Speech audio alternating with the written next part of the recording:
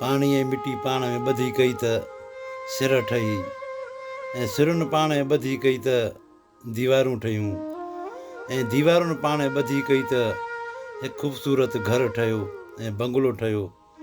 इन ॻाल्हि जो मक़सदु इहो ई आहे, अगरि सभु इंसान पाण में ॿधी कनि त घणो कुझु करे सघनि था। अस्सलाम वालेकुम। तव्हां सभिनी दोस्तनि जी महिरबानी जेके बि असांजी वीडियो ॾिसंदा आहियो। इहे असांजा महिमान आयल आहिनि पाकिस्तान मां, असांजे ॻोठ जा आहिनि जेके उमिरि जे लाइ आया आहिनि हिते। अलाह सभिनि खे उमिरो नसीबु कंदो जेके बि असांजी वीडियो ॾिसी रहिया आहिनि। हे नियाज़ हुसैन चांडियो, हे बि उमिरि ते आयो आहे, हिन जी महिरबानी। ऐं ॿियो असांजे ॻोठ जो आहे चङो मुड़ुसु आहे, साम्हूं वेठो अथव सेठ वाहिद बख़्श चांडियो। ऐं ॿियो वेठो अथव हे अज़हर अली चांडियो। इहे असांजे ॻोठ जा आहिनि जेके हिते आया आहिनि।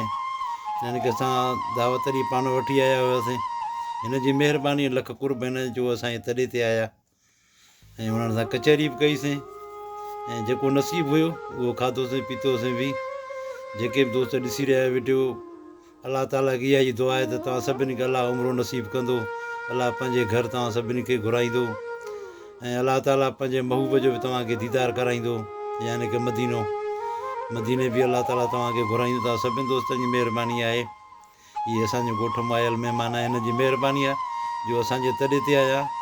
तव्हां सभिनी दोस्तनि जी महिरबानी जेके बि असांजो हीउ वीडियो ॾिसी रहिया आहियो।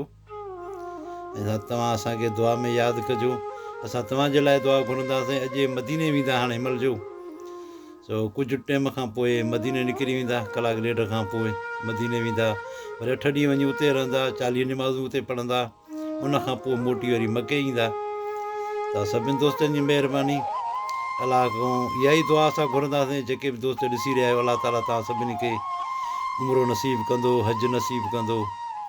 जेके बि मुस्लमान आहिनि अलाह ताला सभिनी खे हिते घुराईंदो, पंहिंजे घर जो दीदार कराईंदो ऐं पंहिंजे महबूब जो दीदार कराईंदो। तव्हां सभिनी दोस्तनि जी महिरबानी।